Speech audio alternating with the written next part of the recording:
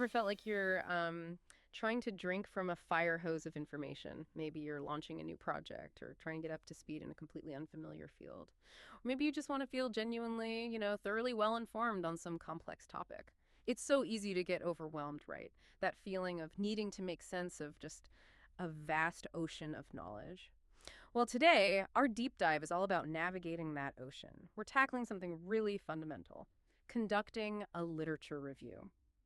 Our mission is to take what often seems like a dense academic guide and transform it into clear, actionable, and frankly, kind of surprising insights for you. Think of it as a shortcut to becoming well informed, armed with the secrets, really, that seasoned researchers use. Our source material for today is, well, it's a foundational text from an academic research methods course. The kind of practical wisdom, usually just for university students. We're talking topic two from a guide on information technology research methods. It's packed, absolutely packed, with essential knowledge for navigating existing research. And we're here to pull out the absolute most important nuggets for your understanding. So we're going to unpack what a literature review truly is, why it's an absolutely essential skill, really, for anyone looking to master a subject, and then we'll walk you through the step-by-step process for conducting and writing one effectively. The goal is for you to get the maximum insight without feeling like you've just read a textbook cover to cover. Okay, so let's unpack this first bit.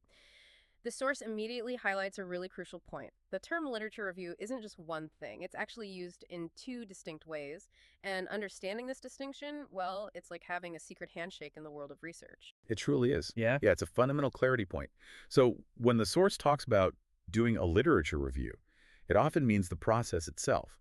That active work you undertake, before you conduct a study or maybe embark on a big project, it's the actual journey of finding, reading, and understanding what's already published out there. Then the second way the term gets used is when it means the written summary, the actual document, the summary of all that published literature on a particular research problem.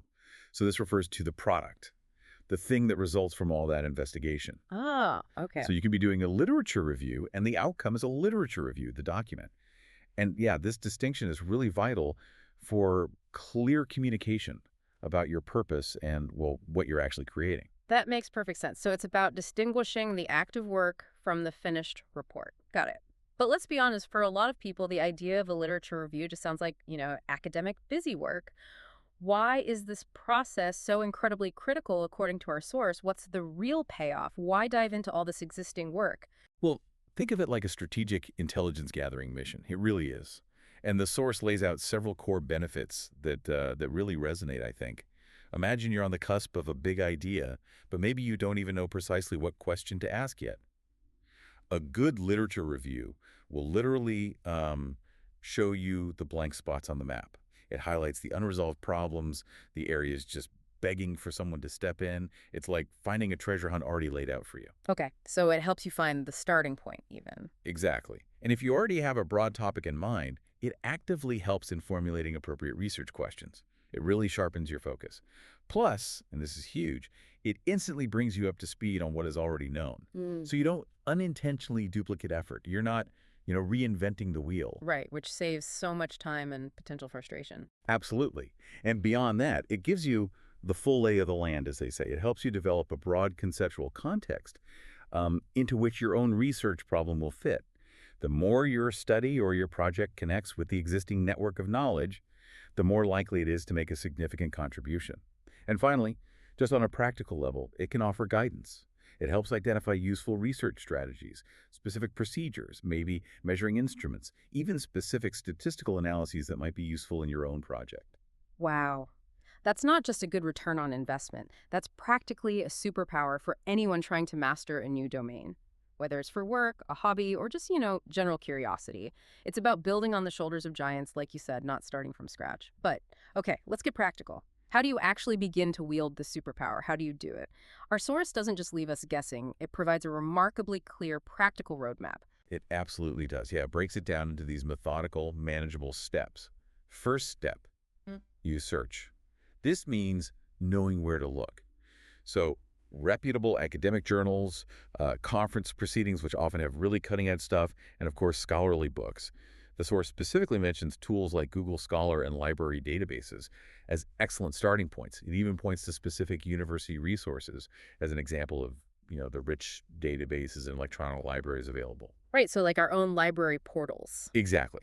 The key takeaway isn't the specific institution mentioned, but that your local library or institutional portals, if you have access, are absolute gold mines. They ought to give you free access to research behind paywalls you couldn't otherwise get to. Okay, so search first, then what? Once you've searched, you need to obtain the literature. This could be through your library, maybe a hard copy or electronic download, or online resources, or even interlibrary requests if something isn't readily available. Your library can often borrow it for you from another one. Then, critically, you assess. You need to evaluate the credibility of the source itself. Is this reliable information? Super important step. Definitely. Mm. Next, you read. But here's a practical and maybe relieving tip from the source. You often don't need to read the whole article word for word. Oh, really? Yeah, instead, you should scan for what you need. Look for key sections like the abstract, the introduction, maybe the methodology, or the conclusions. Be strategic about it. Following that, you critically evaluate what you've read, and this is twofold.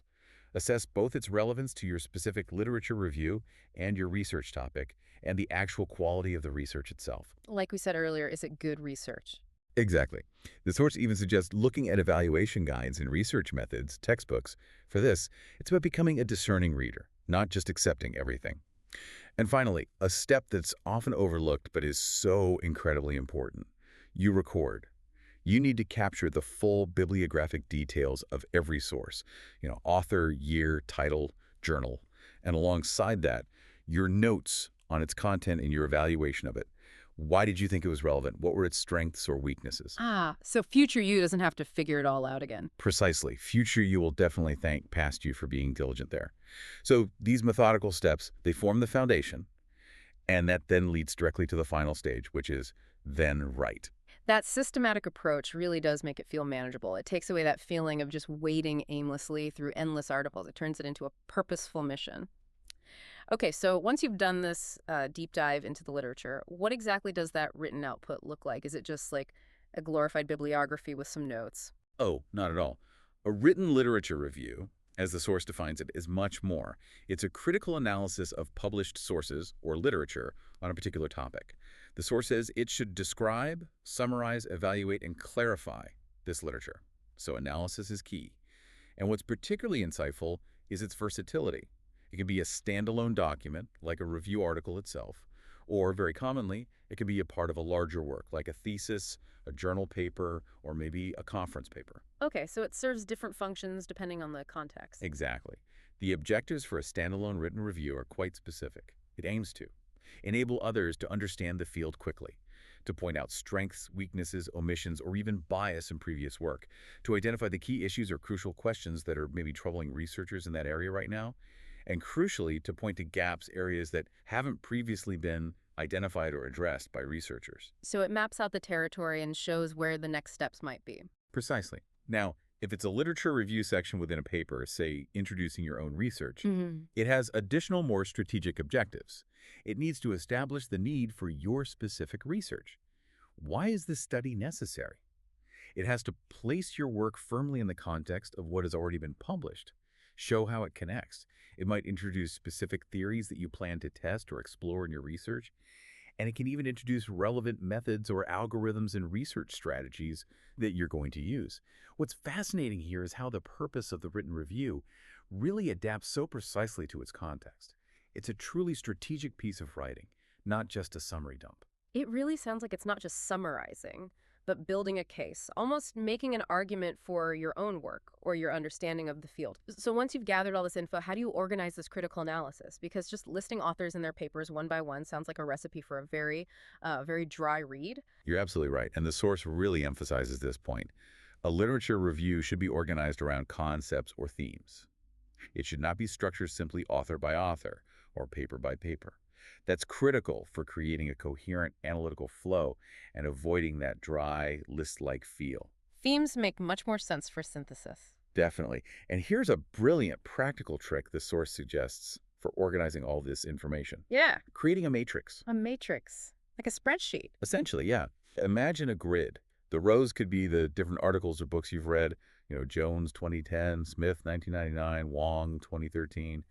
And the columns represent the key themes or concepts you're tracking across those papers. Maybe things like training methods, user satisfaction levels, system reliability issues, or ease of use factors.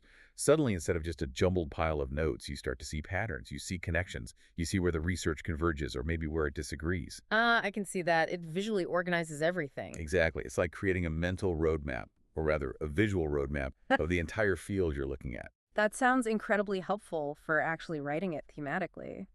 What about managing all the references? That can be a nightmare. Oh, tell me about it. Yes, the source definitely addresses that. It raves about bibliographic management software, things like EndNote, Zotero, Mendeley. There are several good ones.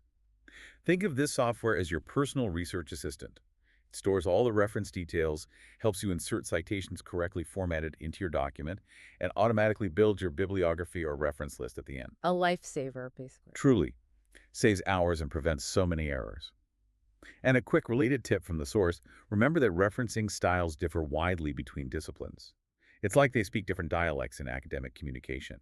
For ICT, Information and Communication Technology, the source specifically points out two common ones: IEE, which is a numbered style you see in text 1, 2, and APA, the author date style, like Smith 2020. Knowing which style to use for your purpose can save you a lot of headache later on. Okay, so mastering the literature review isn't just about reading a lot, then. It's really about strategic discovery, critical assessment, and then synthesizing all that knowledge into a coherent, purposeful narrative. It's an incredibly valuable skill. Feels less about just memorization and much more about genuine understanding. Absolutely.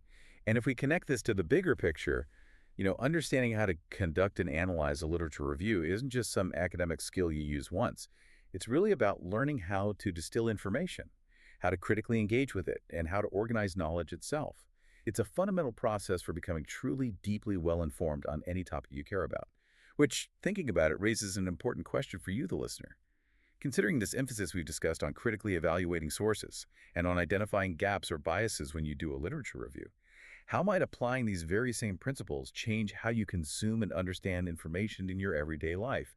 Whether it's a news article you read online, a social media post you scroll past, or even just a casual conversation you have. That's a powerful thought. Exactly. So next time you're scrolling through a news feed or maybe listening to someone make a point in a meeting or even at dinner, remember these principles. Ask yourself, what's the source here? Is it credible? What might be missing from this picture? Are there potential biases at play? And how does this piece of information connect to what I already know or suspect? Applying this kind of deep dive mindset, this literature review approach, could really transform how you understand the world around you, one piece of information at a time. It's a powerful lens for reality, really.